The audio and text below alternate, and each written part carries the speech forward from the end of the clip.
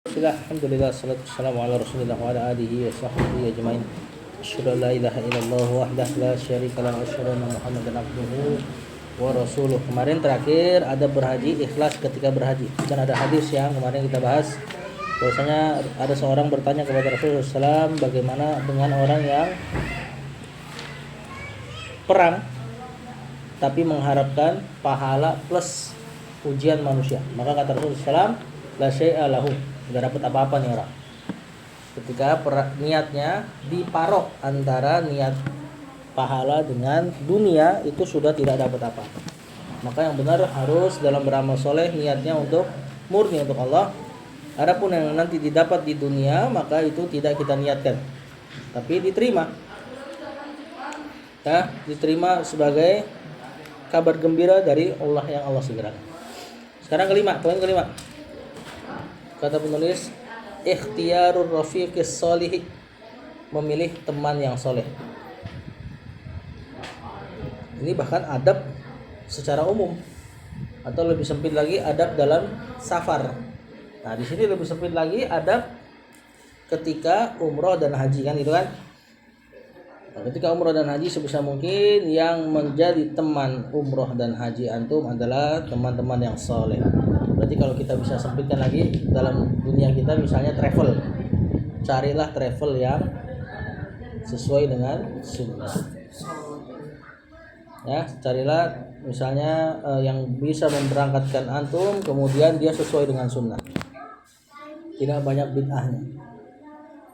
Ya, kalau bisa lagi memang benar-benar berhaji atau umroh sama teman yang memang antum sudah kenal solehnya. Rawat Tirmidzi wa hasanahu an Abi Hurairah radhiyallahu anhu qala qala Rasulullah sallallahu ar-rajulu ala dini khalilihi, seseorang itu berada di atas agama khalilnya. Khalil itu CS, kental, bestie. Enggak disebut khalil, biasanya maknanya adalah teman yang selalu berduaan. Kata Rasulullah SAW, seseorang berada di atas agama khalilnya, teman baiknya. Falyanzur ahadukum man yukhalil, maka perhatikanlah salah seorang dari kalian, perhatikanlah siapa yang ia jadikan teman atau sahabat karibnya, sahabat dekatnya. Termasuk khalil suami dengan istri, istri dengan suami. Ini khalil nih. Makanya betapa banyak kisah suami kebawa sama istri, istrinya buruk, suaminya soleh, lama-lama jadi buruk suaminya. Sebaliknya, suami sama istri kondisinya misalnya pasangannya baik, lalu dia dari buruk jadi baik, tarik-tarikan. Sebagaimana Rasul tadi dikatakan, ar-rajulu ala dini khalili, seseorang berada di atas agama khalilnya. Tadi di antara mana khalil? Istri atau pasangan. Kalau bagi istri berarti suaminya. Ya. Makanya nanti antum jangan sampai mikir, gue mau nikahin dia buat diubah. Gue kan santri, dia misalnya bukan santri. Kemudian kalau antum nikahin supaya antum jadikan dia soleha, bisa jadi malah antum yang jadi toleh, ngikutin dia. Gak berjilbab, antum bilang nanti saya yang ajarin jilbab. Bisa jadi antum nanti yang gak pakai gamis lagi, terbawa. Ya, banyak kisah orang-orang soleh terbawa sama istrinya. Nah, begitu pun. Terus gimana dengan berteman dengan orang kafir? Boleh gak? Berteman dengan orang kafir boleh gak? Boleh. Yang gak boleh dijadikan sahabat. Kalau jadikan sahabat, bisa antum yang jadi kafir atau dia yang muslim, alhamdulillah. Cuma kan kita cari aman aja. Untuk jadikan sahabat, jadikan orang-orang yang soleh. Kemudian beliau bawain hadis man yukhalid. Oh, maksudnya adalah riwayat yang lain. Rasul berkata, falyanzur ahadukum man yukhalid, maka lihatlah siapa yang kalian jadikan tempat teman campur baur. Mana yang sama? Beliau bawain hadis lain. Rawi Abu Daud bisanadin hasan an Abi Sa'id radhiyallahu anhu. Ada Nabi sallallahu alaihi wasallam, la tusahib illa mu'minan, janganlah engkau berteman kecuali orang yang beriman. Tusahib pakai lafaznya sahib, jangan kau ngambil sahabat kecuali orang yang beriman. Lihat di sini. Tadi ya, berarti boleh gak berteman dengan kafir? boleh. Yang penting jangan dijadikan sahib. Sahib di sini kata pensyarah la tulazim, jangan tempelin terus. Nah, kalau antum punya teman yang antum tempelin terus, ini harus orang mukmin, harus orang soleh. Kemudian di hadis ini wala yakul ta'amaka illa taqiyun, dan jangan makan makananmu kecuali orang yang bertakwa. Nah, berarti boleh gak traktir orang kafir? Boleh. Terus gimana hadis ini? Artinya jangan bersahabat dengan kecuali dengan mukmin, jangan makan tak makananmu kecuali orang bertakwa. Jangan makan dari orang-orang kafir.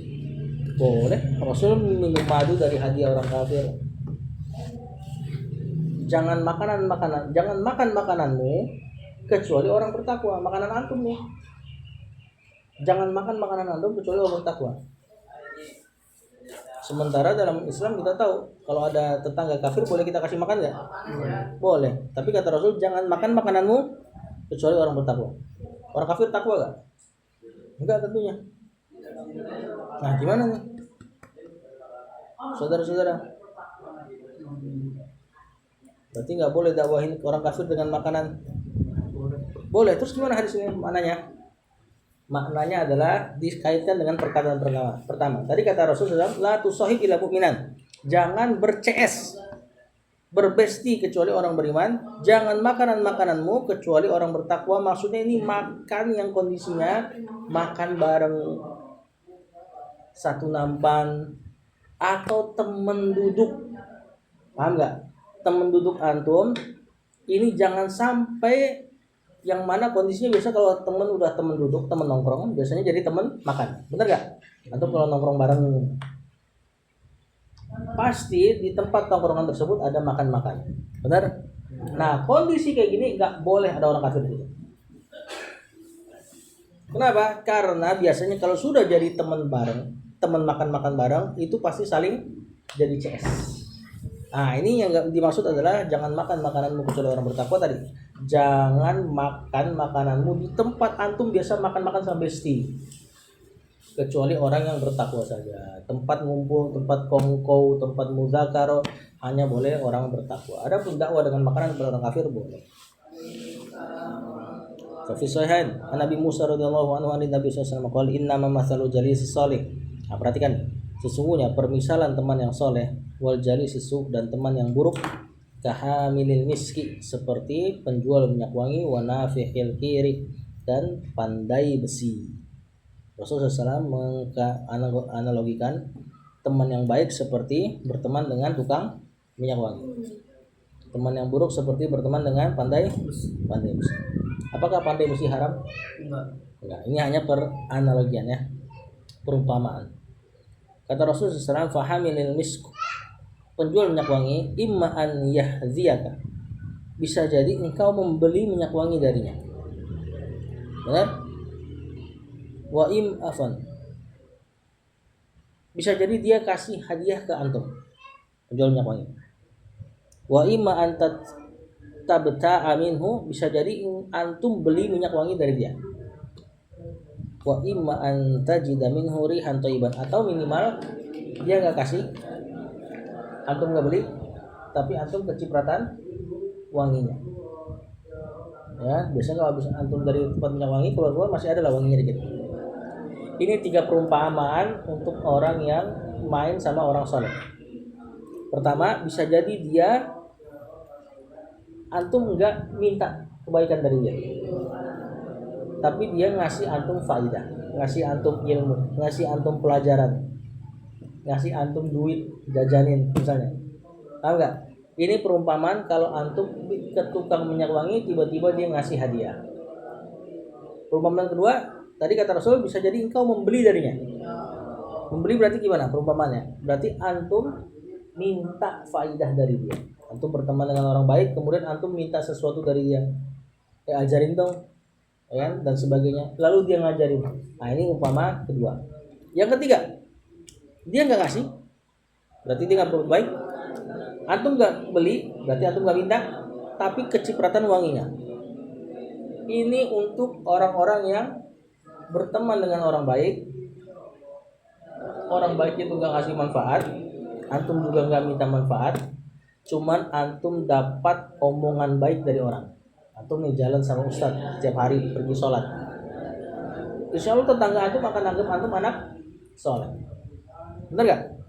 Beda sebaliknya. Antum jalan sama tukang palak, tinggal di pinggir rel. Padahal antum dakwah. Antum dakwah nih, dakwah ke mereka. Pasti ada aja orang yang anggap antum sama dengan mereka. Paham saudara? Umpamanya 3 tadi. Kata Rasulullah SAW, antum main sama penjual minyak wangi seperti dia memberi antum hadiah, artinya dia ngasih faidah cuma-cuma, atau antum beli dari dia, berarti artinya antum minta ajarin dan sebagainya, atau cuman kecipratan wanginya, berarti maksudnya reputasi antum, nama baik antum baik karena sering main sama orang soleh. Yang kedua, wanafikul khair, tukang pandai besi. Imma an yahrika thiyabaka, bisa jadi membakar baju antum. Kan cipratan besi itu bisa jadi membakar baju. Wa imma an tajidarihan khabisatan, atau minimal kecium bau busuk. 2. Membakar baju, kecium bau busuk. Ketika main sama minyak wangi 3. Dia ngasih faedah, antum beli, atau enggak kecium wangi. Yang tukang pandai besi 2, ngebakar baju, dan satu lagi kecium bau busuk. Apa yang hilang di 2 ini? Yang ada di 3 ini? Ngasih besi itu jadi aneh hari kosia bak. Ngasih besi maksudnya ngasih besi maksudnya pedangnya gitu dikasih. Bukan. Ngasih keburukan ini. Bisa jadi membakar bajumu. Itu keburukan tadi. Ini sama kayak tadi dia ngasih minyak wangi. Masih faedah atau Tadi itu kan ngasih minyak wangi itu ngasih faedah. Apa yang gak ada coba? Ya, anak ulang ya. Yang ngasih minyak wangi 3 kemungkinan. Dia ngasih minyak wangi gratis. Berarti ini ngasih faedah gratis nih. Ngajarin gratis dan sebagainya. Atau antum beli.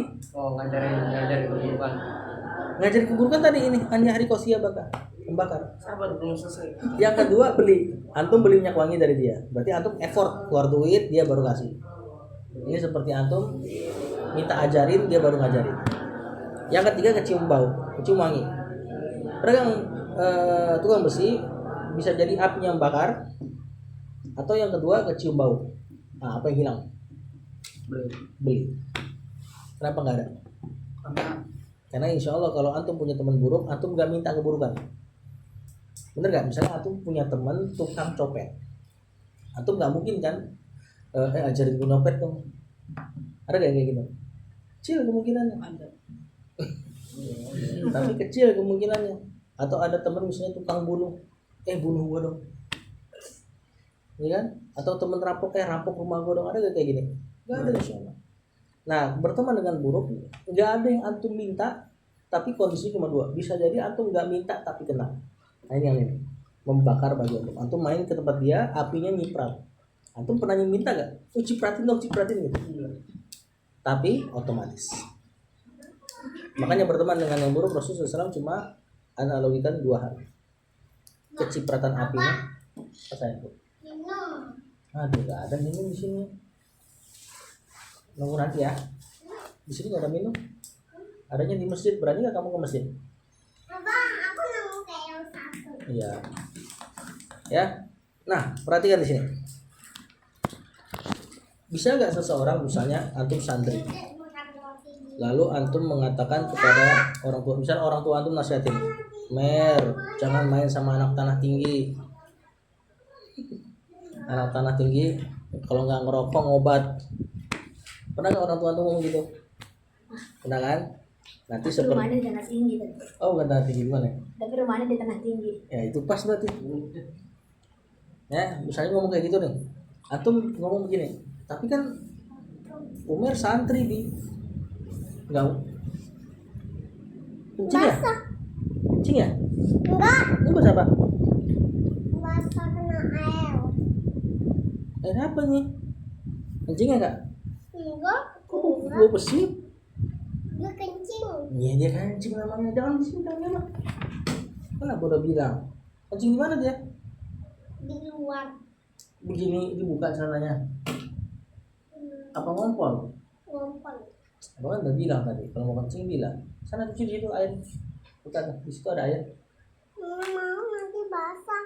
Ya daripada bau pesing nanti di makan seton ntar. Sana di situ temenin kak. Itu kan ada keran tuh situ yang kecil, dibersihin celananya nggak apa-apa. Tadi sampai mana? Iya, pegangin. Terus sampai mana? Sampai Oh, tang tinggi. Nah, Umar mengatakan, aneh, Umar santri bi, nggak mungkin bisa kena pengaruh buruk. Boleh gak kita ngomong gini? boleh. Hah? Boleh. Berarti aman. Santri aman dari pengaruh buruk. Enggak. Kenapa nggak aman? Bisa jadi terpengaruh. Kan santri. Kalau dia tetap kecipratan. Kita bercibrat. Atau minimal yang dari ketika bermain dengan penjual minyak wangi, kebaikan paling sedikit apa? Tadi pertama dia kasih hadiah, Nyemongin. nyium wanginya. Main sama tukang besi, mudorot yang paling kecil apa? Nyium busuknya. Nyium busuknya. Siapa yang bisa nahan sesuatu masuk ke hidung? Ada nggak yang bisa nahan sesuatu masuk ke hidung? Busuk. Bisa nggak antum nahan sesuatu masuk ke hidung? Bisa. Pakai apa? Kayak tangan. Seberapa lama? Semenit. Semenit. Bisa nggak antum main sama dia sambil kayak gitu terus-terusan? Nggak bisa kan? Mau nggak mau kalau nggak mau cium mesti ngapain? Pergi dari dia. Bener nggak?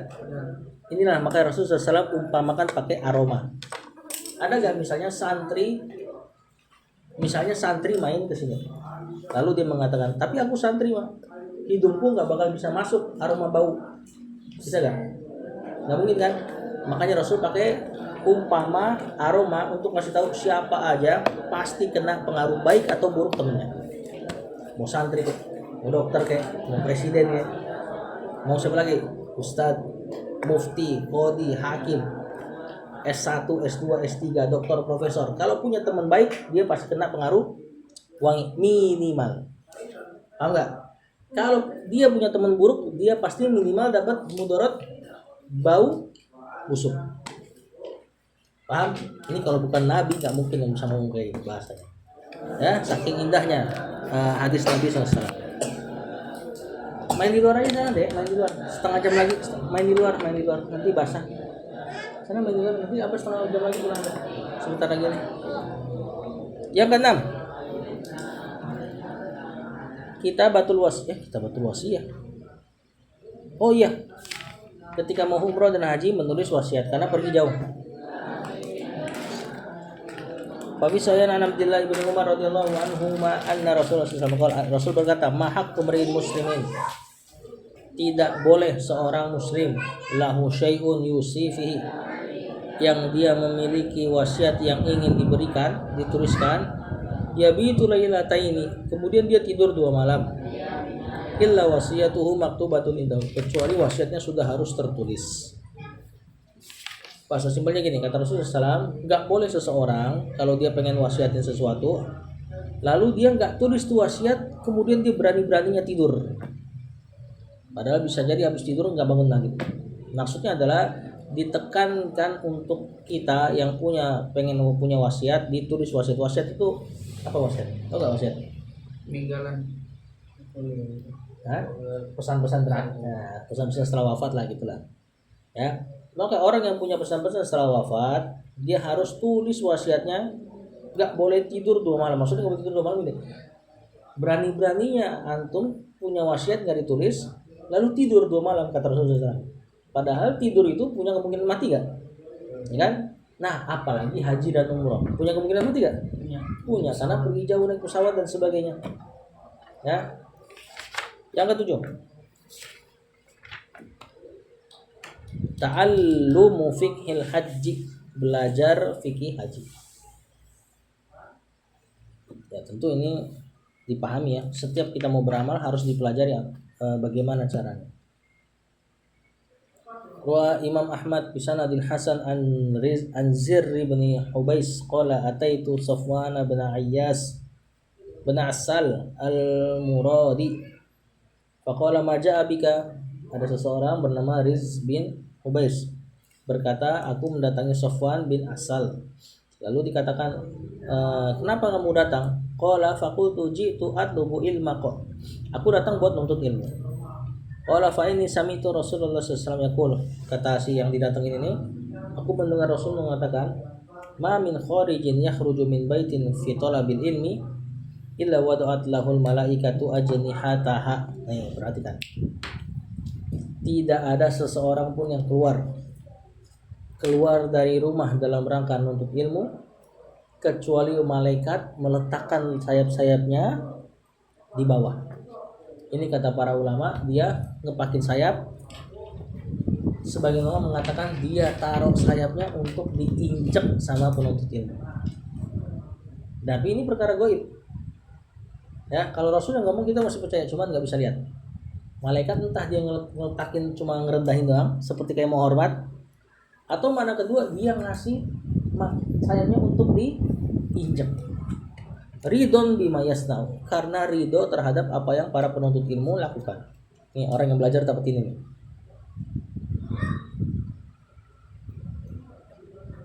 Pertanyaan anak, malaikat ngelakuin ini, antum teringat dengan kisah apa gak? Baca Quran. Gak baca Quran. Nah, ada malaikat tuh. Ya, yang lain. Malaikat pernah ngelakuin ini ke bapak kita, Nabi Adam. Ngapain dia? Sujud. Oh iya, pas dikasih tahu nama-nama. Pas dikasih tahu nama-nama benda, diajarkan sama Nabi Adam nama-nama benda, malaikat Allah suruh sujud. Sujud penghormatan. Syariatnya Nabi Muhammad boleh gak makhluk sujud sama makhluk? Nggak boleh. Jangannya Nabi Adam? Boleh. Banyak ya syariat berubah-berubah seperti itu. Yang penting tauhid nggak berubah. Kalau fikih bisa berubah. Misal Nabi Adam dan anak-anaknya gimana cara beranak pinak? Itu seperti kawin silam. Kawin silam. Kawin dong. Udah nggak tahu Kawin beranak saudara. Iya. Saudara. Jadi dikatakan ya, Allah alam benar apakah ini riwayatnya, dia punya anak setiap lahir kembar, laki perempuan. Yang ini lahir kembar laki perempuan. Laki yang ini nikahin perempuan yang ini. Paham? Perempuan yang ini nikahin lagi. Jadi disilang sama dua kelahiran. Bukan si pas lahir brojol kembar laki perempuan ini dinikahin enggak, tapi dinikahin dengan yang kelahiran setelahnya. Katanya begitu. Ini boleh nggak zamannya Rasulullah SAW? Boleh. Enggak. Nggak boleh. Oh iya, Kita kan nggak boleh nikahin abang adik. Oh nggak nikahin Yazid. Laki juga ya. Nah, seandainya perempuan kan nggak boleh kan? Nah, lihat di sini ada perbedaan syariat antara Rasulullah SAW dengan Adam. Bahkan Nabi Musa dengan Rasulullah SAW pun beda. Nah, zaman dulu penghormatan makhluk kepada makhluk dengan sujud. Zaman sekarang ini dia. Ketika antum berangkat untuk ilmu, malaikat nggak sujud karena nggak boleh sujud sama makhluk di syariatnya Muhammad. Tapi mereka mengepakkan sayap, merendahkan sayap, bahkan dikatakan diinjak sama antum.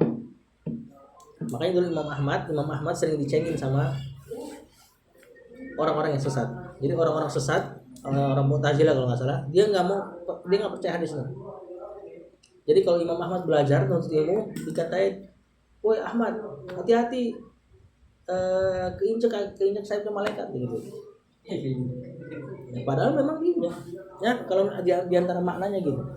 Nah, ini karena keridhaan malaikat dengan antum semua yang nuntut ilmu. Sebagaimana dulu malaikat pernah sujud kepada Adam. Nah, ini keutamaan buat antum yang jalan dari tanah tinggi lagi menuju duren sawit. Nah, itu ada malaikat-malaikat yang merendahkan saya. Cuma kita nggak lihat aja. Dan kita mesti iman. Tanah tinggi apa? Nama tempatnya. Qala jitu as'aluka anil mashi bil khuffain. Maka orang ini pun mengatakan yang tadi habis dikatakan begitu, ya udah aku mau nanya masalah sebuah permasalahan. Cara mengusap khuf. Khuf itu sepatu.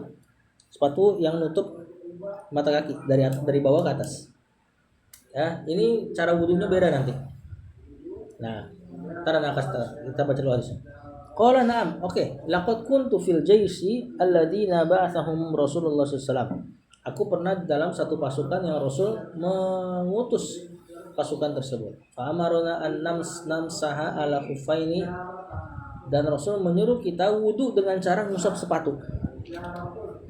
Idza nahnu adkhalnahuma ala tuhrin. Kalau kita memasukkan sepatu tersebut dalam keadaan suci, salasan 3 hari atau 3 malam. Idza safarna, kalau kita safar boleh 3 hari. Wa yauman wa lailatan idza aqamna, dan 1 hari kalau kita mukim.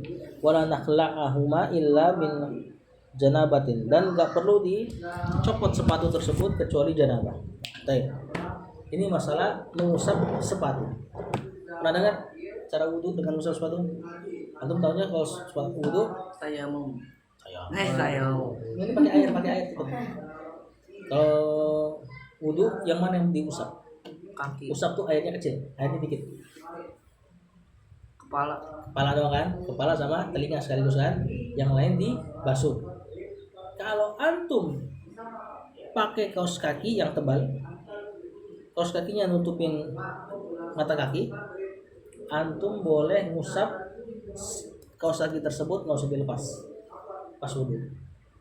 Syaratnya pas pakai kaos kaki harus udah wudu. Jadi antum wudu nih, wudu biasa, basuh kakinya, terus pakai kaos kaki yang nutupin mata kaki, dan dia agak tebal, jangan terlalu tipis banget. Nanti kalau batal nggak usah lepas. Cara wudunya wudu biasa, nanti pas kaki diusap. Usap berarti airnya buang. Ambil air, buang ke kepala. Terus lap atasnya. Lap atasnya seperti ini. Fane. Tidak. Kanan kiri sekaligus. Seret. Berapa kali kalau usap? Ya. 3, 1. 1. Dianggap sudah berwudu. Bisa terus kayak gitu sampai 1 malam. Kalau sudah 1 malam, maksudnya besoknya kaos kaki antum gak lepas-lepas nih, bisa aja kan? Berarti besok harus dilepas lagi, wudu lagi. Kalau bersafar bisa sampai 3 malam. Nah ini masalah mengusap khuf. Ada ilmunya, apalagi haji dan umrah. Maka orang yang ingin berumrah harus menuntut ilmu. Fi sahihan, dalam 2 sahih, an Humaid bin Abdurrahman qala sami'tu Muawiyah. Aku mendengar Muawiyah khatiban dalam keadaan berkhutbah, yaqul sami'tu Nabi sallallahu alaihi wasallam yaqul, aku mendengar Rasul sallallahu alaihi wasallam berkata, man yuridillahu bihi khairan yufaqihu fid din. Kata Rasul sallallahu alaihi wasallam, barang siapa yang Allah inginkan kebaikan, Allah akan pahamkan dia dengan agama. Penting nih hadis ini nih, antum hafal. Barang siapa yang Allah inginkan kebaikan, maka Allah akan fakihkan dia dengan agama. Apa arti fakih? Fakih itu makna buat fikih ya. Di sini maknanya adalah pemahaman yang mendalam. Barang siapa yang Allah inginkan kebaikan, maka Allah akan pahamkan dia dengan agama dengan pemahaman yang bagus. Jadi fik dalam bahasa Arab maknanya fahmun daqiq, pemahaman yang dalam. Berarti orang yang dijadikan santri, orang yang Allah jadikan santri, orang yang Allah jadikan pengajar, ustaz dan sebagainya, itu diantara tanda Allah inginkan dia kebaikan. Lihat di hadis ini Allah nggak katakan, semangat saudara, man yuridillahu khairan yufaqihu fid din. Barang siapa yang Allah inginkan kebaikan, Allah fakihkan dia dengan agama. Gimana cara fakih dengan agama? Apakah pas malam-malam tidur kemudian dapat ilmu?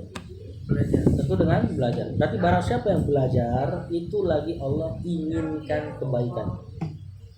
Ini perkara ini harus antum renungin. Allah nggak katakan barang siapa yang Allah inginkan kebaikan, maka Allah akan angkat ekonominya. Ya, barang siapa yang Allah inginkan kebaikan, Allah akan percantik istrinya. Allah nggak katakan gitu. Rasul nggak katakan gitu. Barang siapa yang Allah inginkan kebaikan, Allah akan banyakkan anaknya. Ada nggak hadis gitu? Ya, barang siapa yang Allah inginkan kebaikan, yufaqihu fid din. Allah akan pahamkan dia dengan agama. Wa innama ana qasim, kata Rasulullah SAW, aku hanyalah membagi ilmu. Wallahu yu'ti, Allah lah yang memberi ilmu. Sama kayak anak dan ustaz lain, pewaris yang mudah-mudahan jadi ahli warisnya Rasul. Kita cuma nyampein ini. Antum paham apa enggak? Siapa yang paham kan? Allah. Antum hafal apa enggak? Siapa yang hafal kan? Allah. Ya, kita yang ngajar hanya cuma bagi ilmu. Walan tazala hadhil ummah qa'imatan ala amrillah la yadurruhum man khalafahum hatta yati amrullah. Dan umat ini senantiasa berada di atas petunjuknya Allah, tidak akan memudarati mereka orang yang menyelisihi mereka kalau mereka di atas ilmu. Nah, jangan dinaikin lah, itu lepaskan.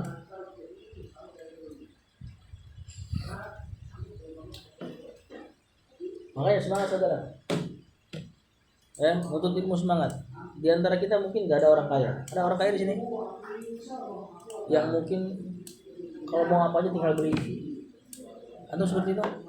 Enggak gitu juga. Enggak gitu juga. Antum? Bahkan kita di antara yang ekonominya rendah. Ekonomi di bawah. Jangan angkat ekonomi, angkat. Ya. Tapi jangan kalah di sisi agama. Orang-orang kafir banyak yang kaya-kaya, ya kan? Tapi nggak punya agama, benar nggak? Maka jangan terpukau sama kekayaan mereka. Anak itu contoh. Menurut antum siapa yang duitnya paling banyak? Yang pernah hidup di dunia ini? Nabi Sulaiman. Hah? Nabi Sulaiman. Nah, alhamdulillah kalau Nabi Sulaiman yang kafir, Elon Musk. yang udah mati. Ini zaman sahabat siapa itu? Korun. Ataukah yang benar terkenal ya, udah punya duit, punya kekuasaan, dianggap Tuhan lagi. Alexander. Firaun. Kita compare Firaun. Firaun usianya dikatakan sekitar ratusan. Firaun mati kapan? Di sungai. Di sungai. Kapan matinya? Di tenggelamkan. Zamannya Nabi Isa 2000 tahun yang lalu. Sekitaran. Iya, sebentar lagi. Nanti sebentar lagi. Zamannya Nabi Musa, antara Isa ke Nabi Musa 1500. 1500, sekitaran 1500 zamannya Musa ke Isa. Isa ke kita 2000-an. Makanya ini tahun Masehi. Tahunnya Al-Masih kata mereka gitu. Qadarullah kita pakai tanggalan mereka. Berarti antara jarak Firaun ke kita berapa?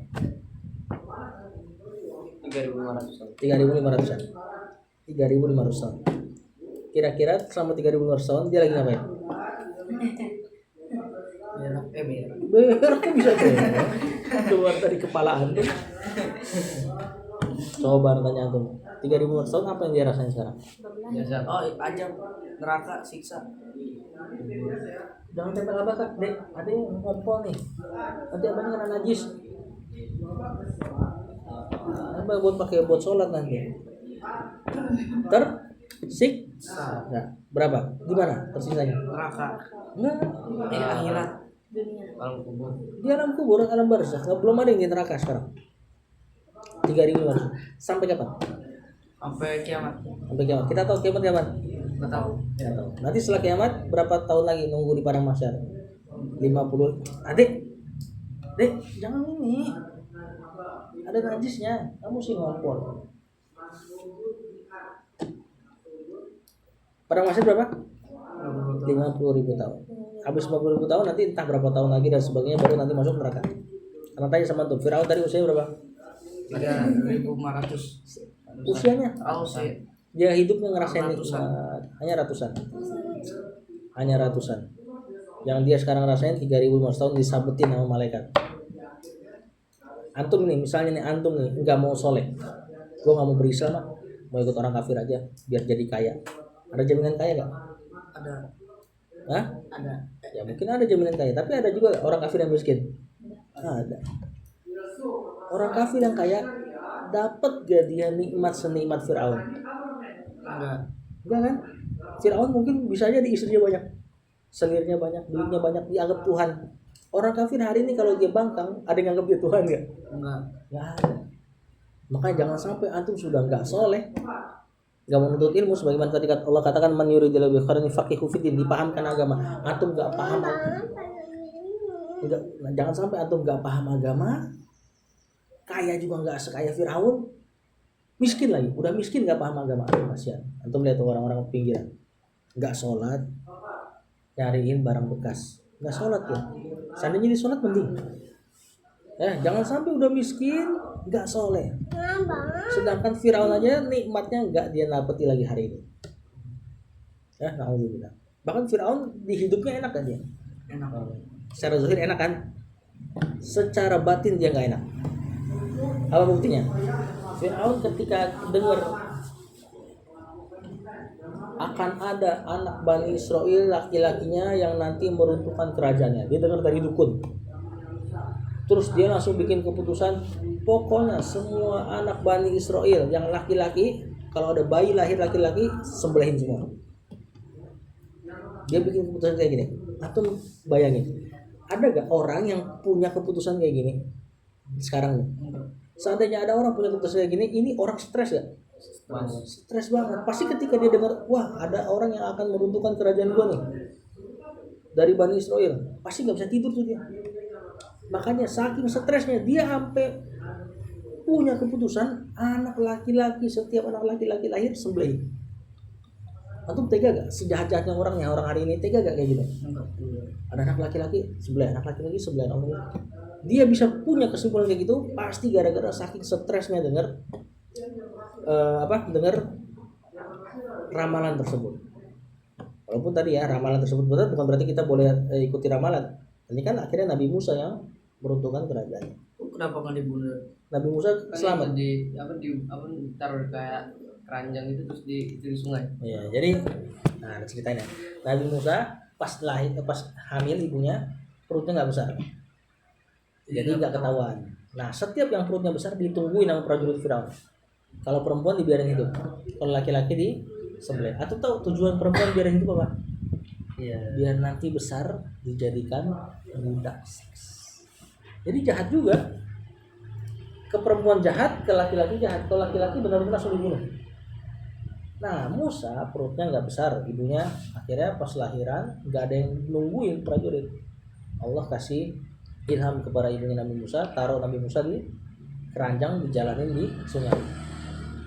Jalan sungai, yang pertama kali melihat ada bayi di sungai, istrinya Firaun. Dalam salah satu riwayat dikatakan Asia, dalam satu riwayat nggak bisa dipastikan.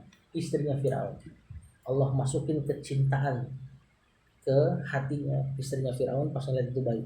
Biasa anak-anak kita kalau ngeliat anak bayi kan kadang senang kan, lucu dan sebagainya. Bau asapnya aja senang kita. Kan? Allah kasih kecintaan juga ke hatinya Firaun pas ngeliat itu bayi. Jadi Firaun walaupun udah ngeliat ya, ini anak-anak Bani Israel kan agak hitam kulitnya, jadi agak coklat lah. Orang-orang Israel tuh agak coklat, nggak terlalu putih. Dia udah ngeliat ini jangan-jangan anak Bani Israel ini, tapi terlanjur cinta, lucu gitu, digendong sama dia dan akhirnya dirawat di rumahnya. Itu dia nyembelihin anak laki-laki biar si penghancur kerajaannya nggak hidup, nggak taunya malah Allah taruh di dalam rumahnya, hidup besar di rumahnya. Nanti ketika dewasa menghancurkan kerajaan. Gitu. Jadi dia pun walaupun secara zahir enak, punya banyak istri dan sebagainya, dianggap Tuhan dan sebagainya, tetap batinnya rusak. Dan sekarang di di alam barzakh dihukum juga. Makanya tadi Anda bilang, kalau antum udah sadar Allah ingin kebaikan dengan cara ilmu, antum serius belajar. Jangan pernah kepikiran, oh gue kalau di sini ntar gue kerja apa keluar, mau kerja apa juga nggak bakal sekaya Firaun nanti. Kemudian yang ke-8, kasratus shalah fil masjidil haram, memperbanyak sholat di Masjidil Haram. Kamu mau bungkus gak? Kamu udah bilang tadi kan, bismillah, kenapa mau ngompol? Ntar ya dikit lagi ya. Rawal Imam Ahmad bi sanadin sahih an Jabir qala qala Rasulullah sallallahu alaihi wasallam salatun fi masjidi hada. Satu salat di masjidku ini afdalu min alfi salatin. Lebih afdal daripada 1000 salat. Salat di Masjid Nabawi. Kata Rasulullah SAW sama dengan 1000 salat di masjid selain Nabawi. Fi ma siwahu, pada selainnya. Illal Masjidil Haram, kecuali salat di Masjidil Haram. Wa salatun fil Masjidil Haram, salat di Masjidil Haram afdalu min mi'ati alfin. 100.000 salat di selainnya. Jadi salat di Masjid Haram 100.000 pahalanya dikali sholat di Masjid Nabawi dibanding masjid lain 1000. Dan gak ada lagi masjid yang seperti ini. Dikatakan Masjidil Aqsa juga berapa, cuma ana lupa. Maka tatkala antum umroh dan haji, sibukkan dengan banyak sholat di Masjid Nabawi atau Masjidil Haram 100.000 kali. Ingat, ini bukan berarti kalau antum sholat zuhur, wah gua udah sholat zuhur nih, berarti sholat zuhur gua dihitung 100.000 kali sholat zuhur. Berarti 100.000 kali sholat zuhur, gua berarti nggak usah sholat lagi 100.000 hari ke depan di sholat zuhur. Nggak seperti ini ya. Misalnya antum, gua sholat 5 waktu di Masjid Haram, subuh, zuhur, asar, maghrib, isya, sholat di Masjid Haram 5 waktu, berarti kali 100.000, 100.000, 100.000, 100.000, 100.000. Terus antum bilang berarti 100.000 hari ke depan gua nggak sholat, karena sudah di rapel di Masjid Haram. Enggak seperti itu. Antum tetap wajib sholat di masjid lain. Maksudnya ini hanya pahalanya. Apa udah belum? Bah. Udah ya?